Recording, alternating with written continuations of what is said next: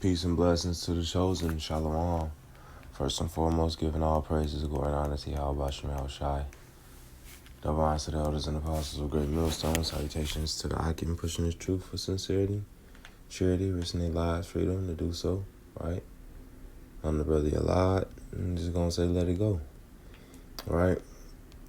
So 2 Ezra 14:14 says, let go from the mortal thoughts, cast away the burdens of man, put off now the weak nature. And why is it weak?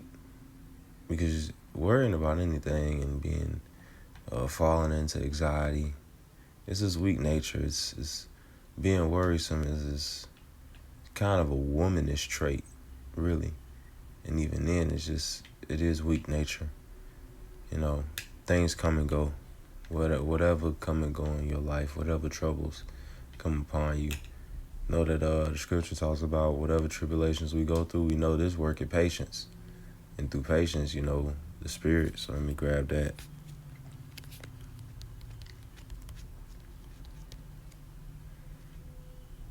Romans 5:3, not only so, but we glory in tribulations also, knowing that tribulation worketh patience, and patience experience, and experience hope.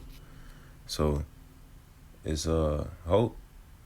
That's what you should rather have instead of anxiety of certain things. Do the best you can. Handle your business. Don't worry. Don't overburden yourself.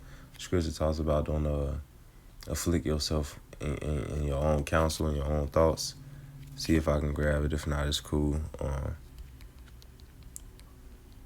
Right. It says Sirach, also known as Ecclesiasticus 31 and 21. 31 and 21. 30 and 21. Give not over thy mind to heaviness, and afflict not thyself in thine own counsel. So whatever, come to you, the Lord give it, and he take it away. That's what I believe it's said in Job. He give it and he take it away. So whatever, you have to know Paul talks about, I know how to abase and abound. So whatever your situations may be, let go of the hardness of the thought of it in your mind. That don't mean abandon it and be irresponsible. That just means do the best you can and try to be honest and upright. That's what the scriptures talk about, man. You still got to be yourself. You still got to do, handle your business. You don't, what the scripture says, trim your ways to seek love. You don't do that.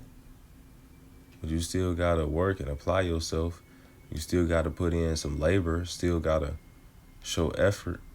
And I'm just saying these things out of general, whether you lose a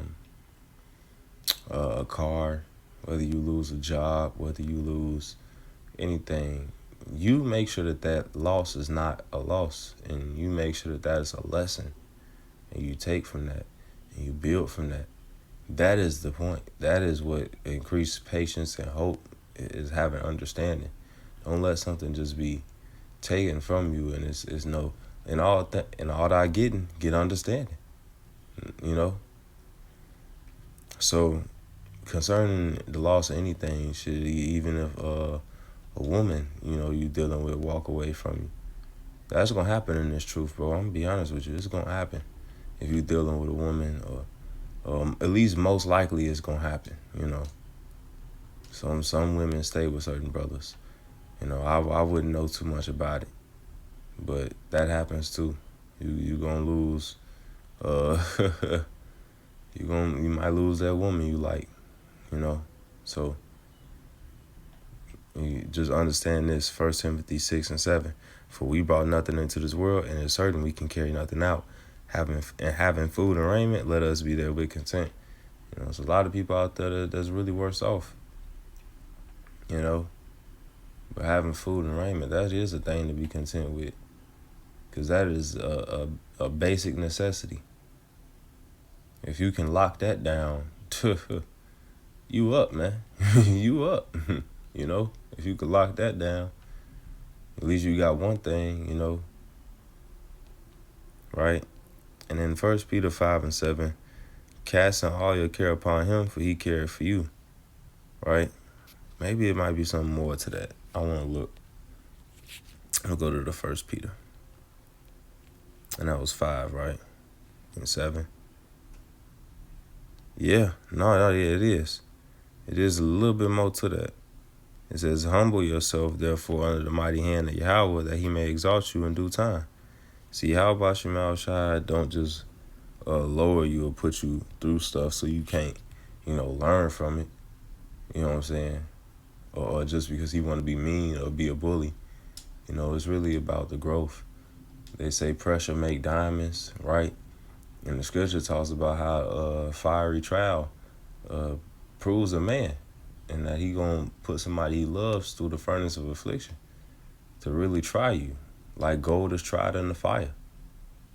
Imagine what would this pilgrimage that people call life, what would this experience be like without hard times? Without the difficulties that prove the friends around you, whether they really there because they benefit off of you or they actually there because they love you. What would it be? What would these experiences be like if it was just all, sunshine and rainbows? Then again, what would I know? Only the Lord knows. How you say, your thoughts are not my thoughts, if I'm saying that correctly. And my mind ain't your mind. So, the Lord has his reasons for things and why they happen unto us, whether it's something we cause into ourselves or it's something that the Lord needs to play out behind the scenes to get something else to happen. So, don't look over deep into certain things. It's a lot to be content with. And one big thing I will say, if I could leave a note, I want to leave this right here. When one door closes, another one opens up.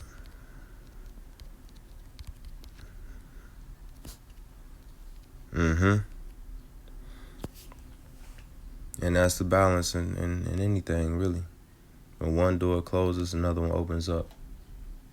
So, yeah. Lord willing, this was edifying, and it bring peace to the mind of any kind of troubles or sorrows or anything, that Jake may endure or go through. With that being said, I want to give all praises, glory, and honor to Yahweh, Bahashem, Yahweh Shai. Double honor to the elders and apostles of Great Millstone. Salutations to the Akim, pushing his truth, sincerity, and charity, risking their lives for freedom to do so. I'm the brother Elad, signing out. Shalom.